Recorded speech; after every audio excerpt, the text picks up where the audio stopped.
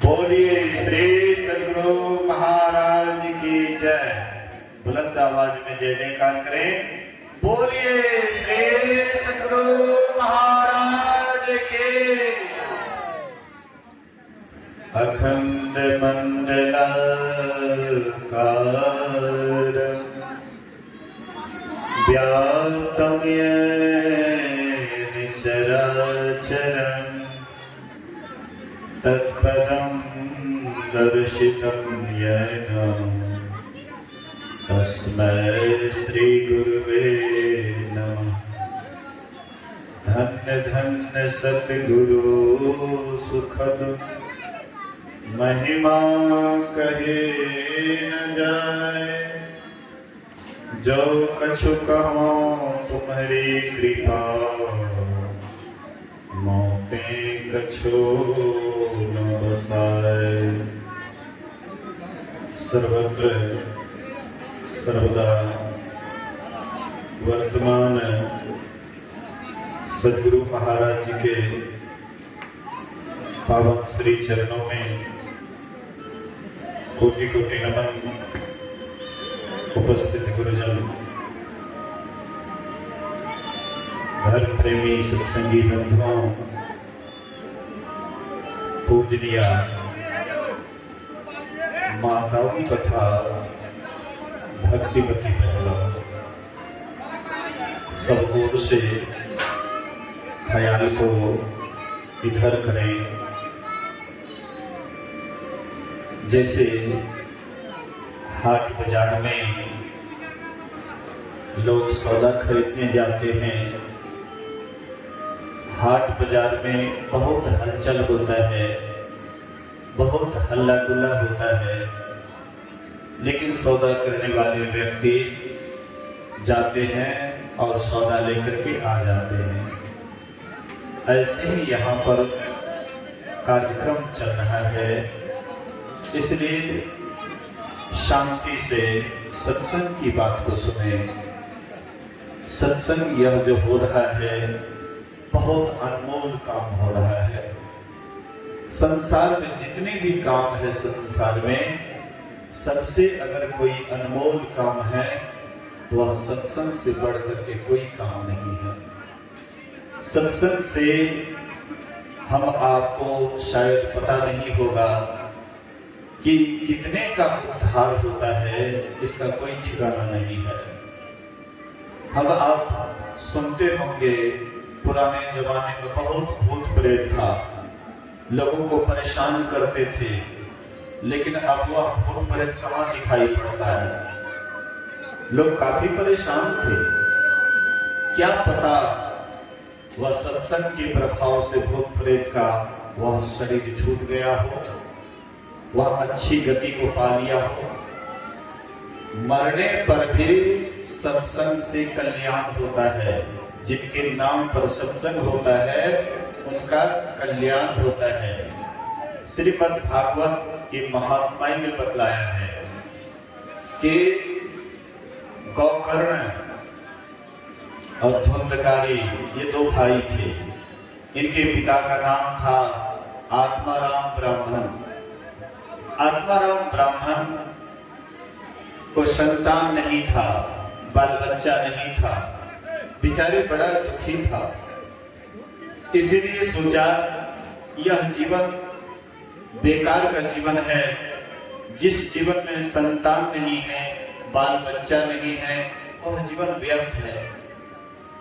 वे क्या करते हैं, सोचे कि ये जीवन से मर जाना ही अच्छा है। वे चले गए जंगल, और जंगल जाकर के एक कुआं के पास बैठ गए, वृक्ष के नीचे बैठ गए।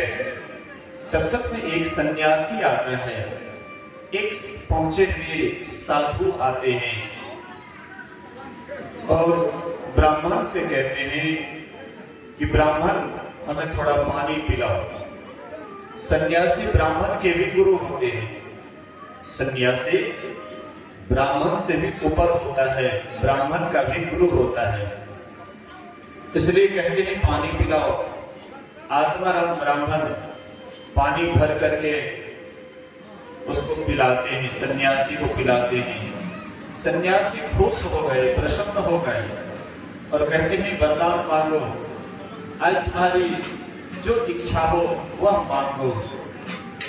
वे कहते हैं अगर हमको आप वरदान देना चाहते हैं तो हमको एक संतान का वरदान दीजिए, एक पुत्र हो जाए, इसका हमें वरदान दीजिए।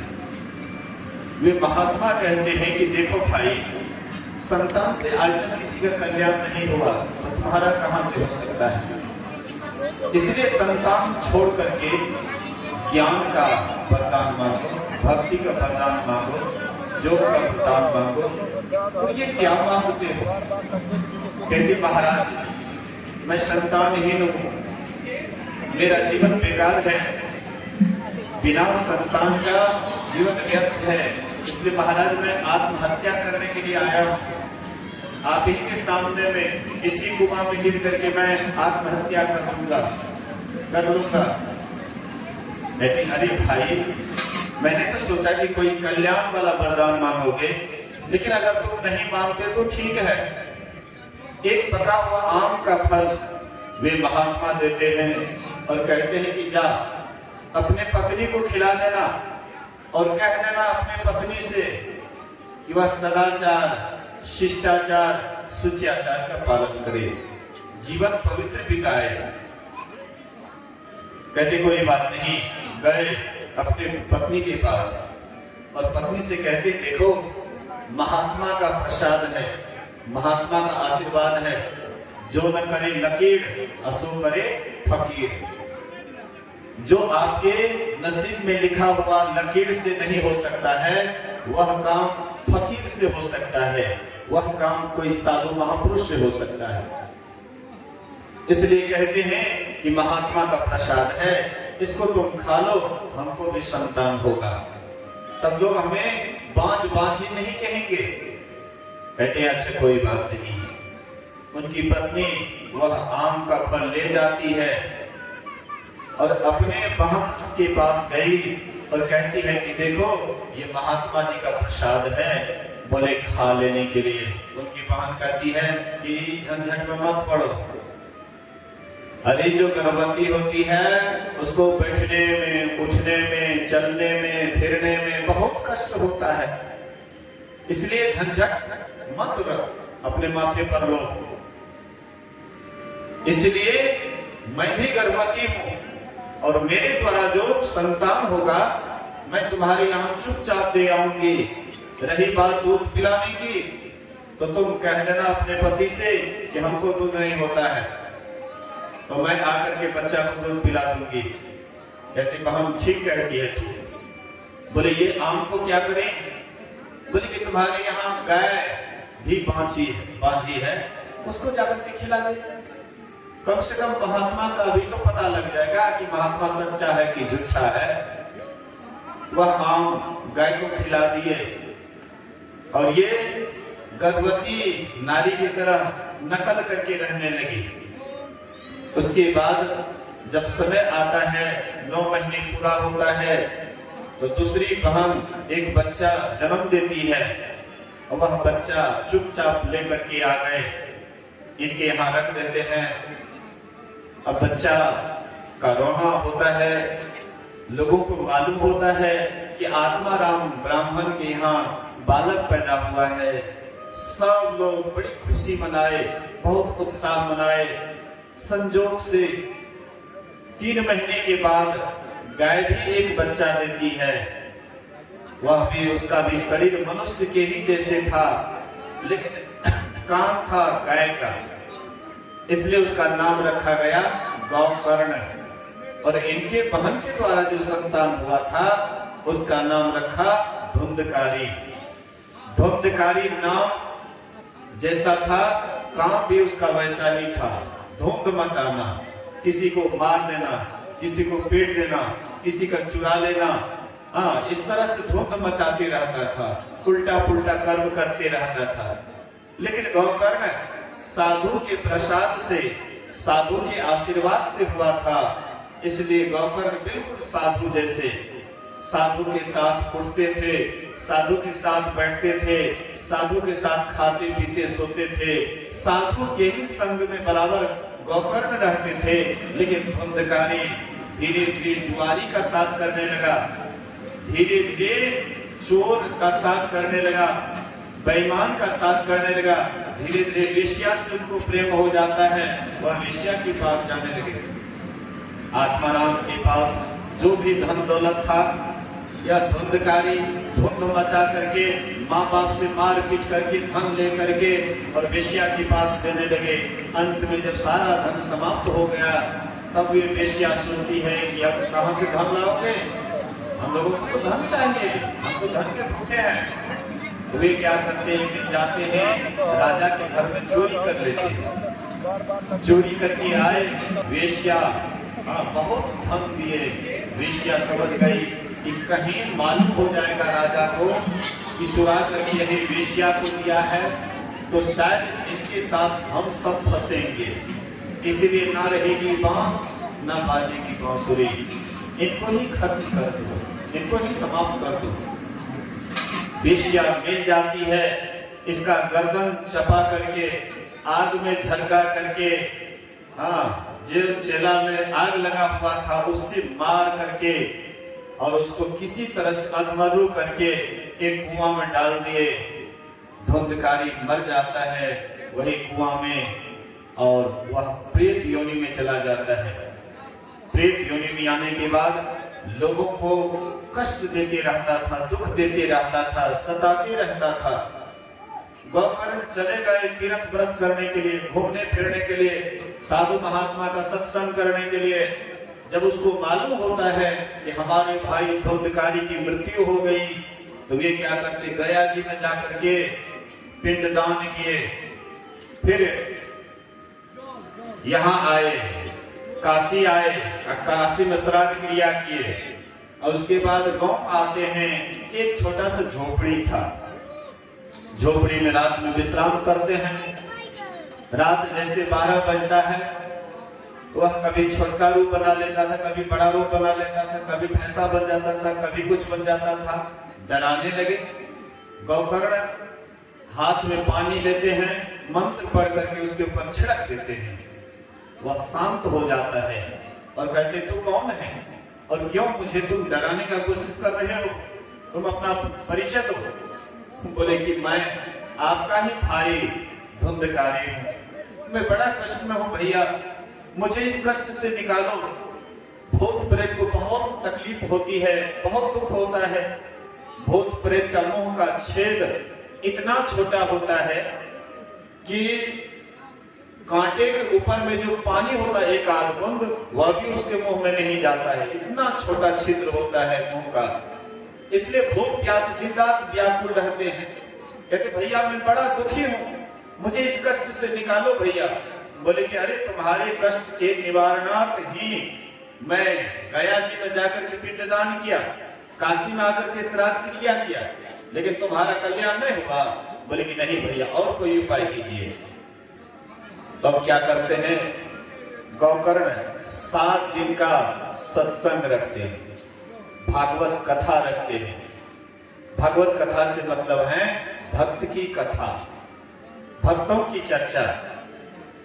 हाँ, कैसे भक्त भगवान को प्राप्त किए, कैसे भक्त भक्ति किए, भक्ति करके परमात्मा को पाए, इन सारी बातों की चर्चा श्रीमद् भागवत में है।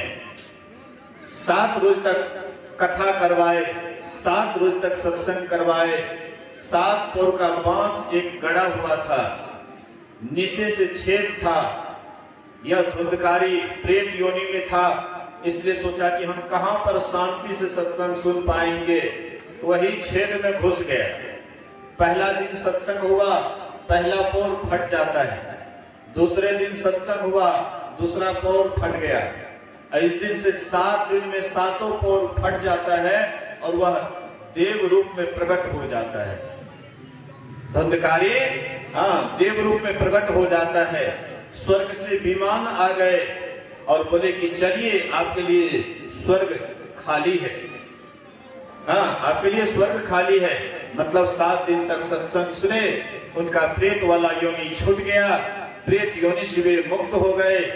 हाँ, कहने का मेरा आशय था, जो जीते जी सत्संग करते हैं, सुनते हैं, उनको तो लाभ होता ही है, लेकिन जो शरीर छोड़ देते हैं, शरीर छोड़ते समय अगर उनका ख्याल कहीं और जगह चला गया, अगर कहीं नीच योनि को प्राप्त कर गए, वे भी सत्संग सुनते हैं, उनका भी कल्याण होता है। इसलिए बिनु सत्संग विवेक न होई, राम कृपा बिनु सुलभ न सोई।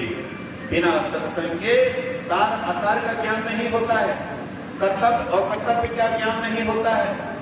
बिना सत्संग के आप समझ नहीं पाएंगे क्या करना चाहिए, बिना सत्संग के आप समझ नहीं पाएंगे क्या नहीं करना चाहिए, बिना सत्संग के आप नहीं समझ पाएंगे विधि कर्म कौन सा है और निषेध कौन सा है। सत्संग में सभी ज्ञान दिया जाता है। जैसे हम खेत से बहुत प्रकार का अन्न उपजाते हैं, ऐसे ही सत्संग से बहुत प्रकार का ज्ञान होता है।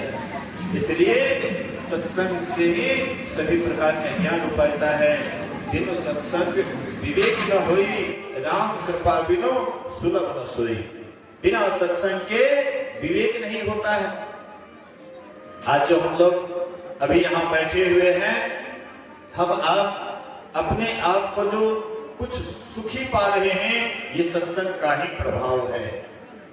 इसलिए आज ही के दिन भगवान राम भी सभी निशाचरों को मार करके अयोध्या लौटे थे। अयोध्या लौटने के बाद वहां पर पूरी प्रजा खूब दीपावली मनाए थे, बहुत दीप जलाए थे, दीप का बलि दिए थे। दीपावली, बहुत सारे दीपावली वहां पर जलाए गए। वैसे आज भी दीपावली का पर्व है। दीप प्रकाश का प्रतीक है और आज अमावस्या है। अमावस्या अर्थात भर रात अंधकार ही अंधकार रहेगा, लेकिन उस अंधकार में जब प्रकाश जलाते हैं, अंधकार भाग जाता है। हम आपके अंदर में भी अंधकार है, इतना अंधकार है कि आज तक कोई अमीन पैदा नहीं हुआ जो इसका नाप जोक कर ले। तो वह अंधकार कैसे दूर होगा? अभी हम आप सुन रहे थे पाठ के क्रम में, जब तेरा मैं प्रताप खगेसा, उदित भयाऊ अति प्रबल दिनेसा, पूरी प्रकाश रहुति लोका, बहुत सुख बहु तेन मन शोका, जिन्हीं सो कहते कहूँ बखानी, प्रथम अविद्या निशान शानी, अग उलूक जहाँ तहाँ लुकाने, काम क्रोध करब सकुचाने, मत्सर माने मोह बद चोरा, इन्हें कर हुनर ना कबनी होरा, धर्म तड़ागे ज्ञान विज्ञाना, ये पंकज बिके से विधि नाना, सुख संतोष विराग विवेका, विगत शोक ये कोक अनेका, यह प्रताप रवि जाके उर जब करई प्रकाश, पिछले बाण ही प्रथम जे कहे ते पावहि नाश। जब ते राम प्रताप खगेसा, जब से राम प्रताप रूपी सूर्य का उदय हुआ, तो बहुतों को सुख हुआ और बहुतों को दुख हुआ। किनको दुख हुआ? जैसे सूर्य उदय होता है, सूर्य का प्रकाश होता है, तो उल्लू को नहीं देखिएगा, उल्लू जहां तहां छिप जाते हैं।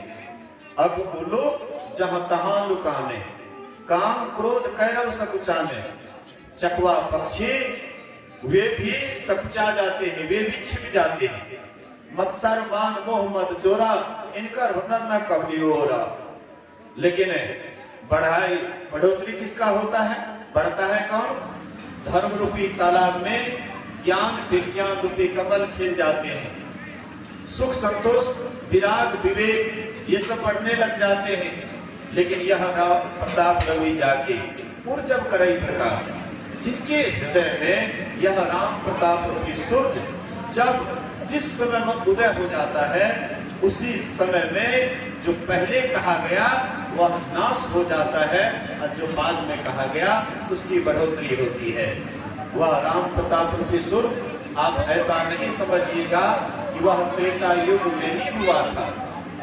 राम प्रताप रूपी सूरज केवल त्रेता में ही था, अभी नहीं है, ऐसी बात नहीं है।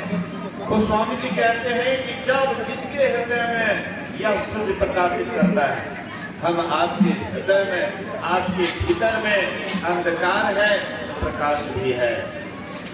इसलिए वेद भगवान कहते हैं तमसो मां ज्योतिर्गमय, हे ईश्वर मैं अंधकार में पड़ा हूँ, मुझे प्रकाश की ओर ले चलो। मृत्यु और मां अमृत गमय, हे ईश्वर मैं मृत्यु में पड़ा हूँ, मुझे अमरता की ओर ले चलो। अस्तो मां सद्गमय, हे ईश्वर मैं असत में पड़ा हूँ, मुझे सत की ओर ले चलो।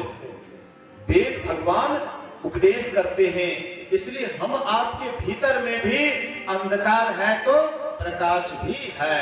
अगर प्रकाश नहीं होता तो हम आप बाहर के प्रकाश को नहीं देखते। प्रकाश हमारे भीतर में भी है, बाहर में भी है और भीतर में भी है।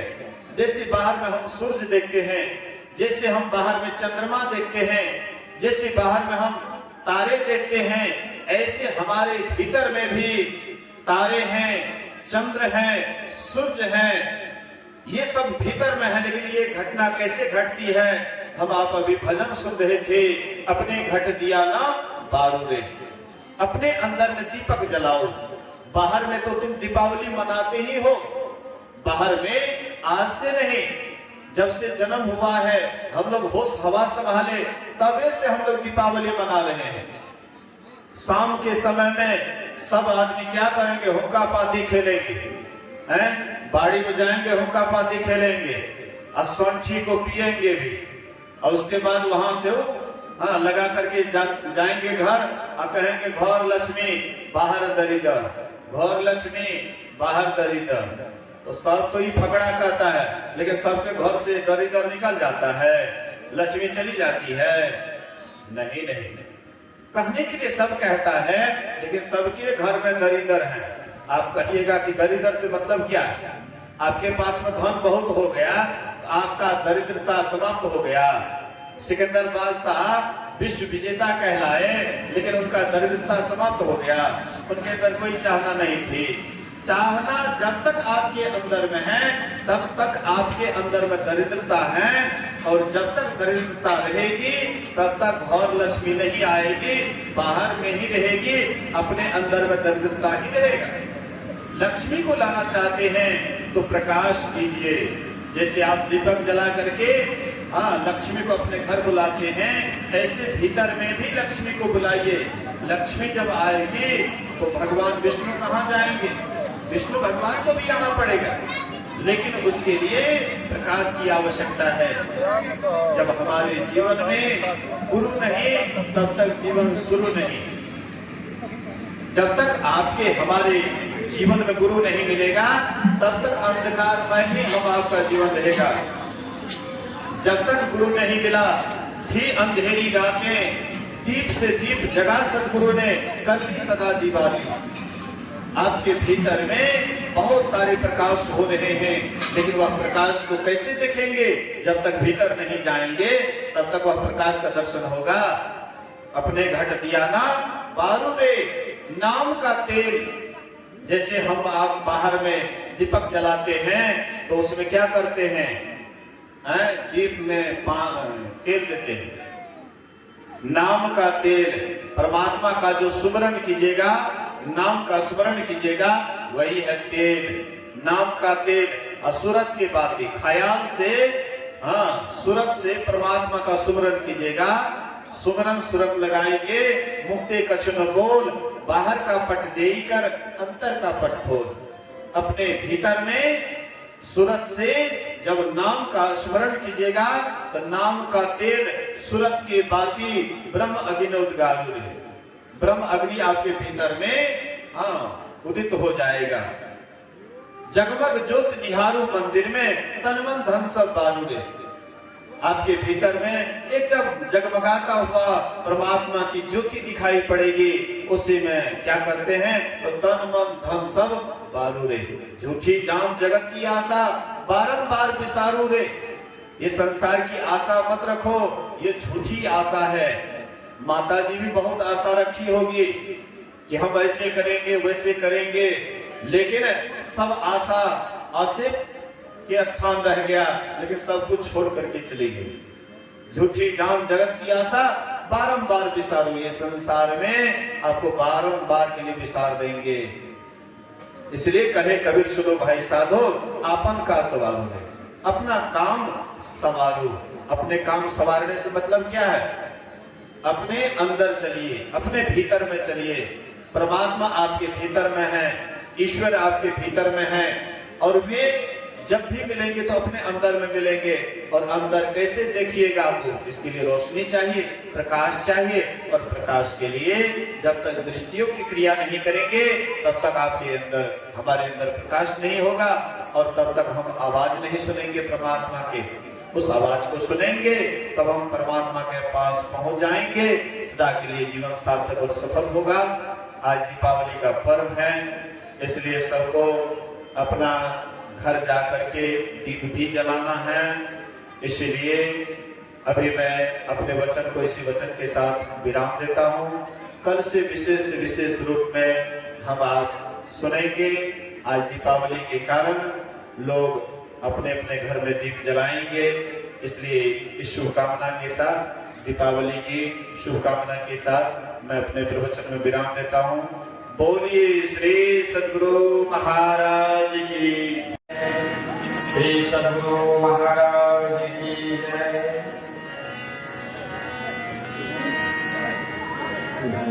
गुरु त्राही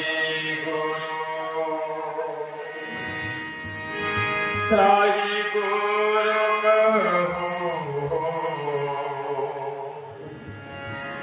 तन मन गुरु पद अर्पण करो। गुरु गुरु त्राही गुरु कहो, तन मन गुरु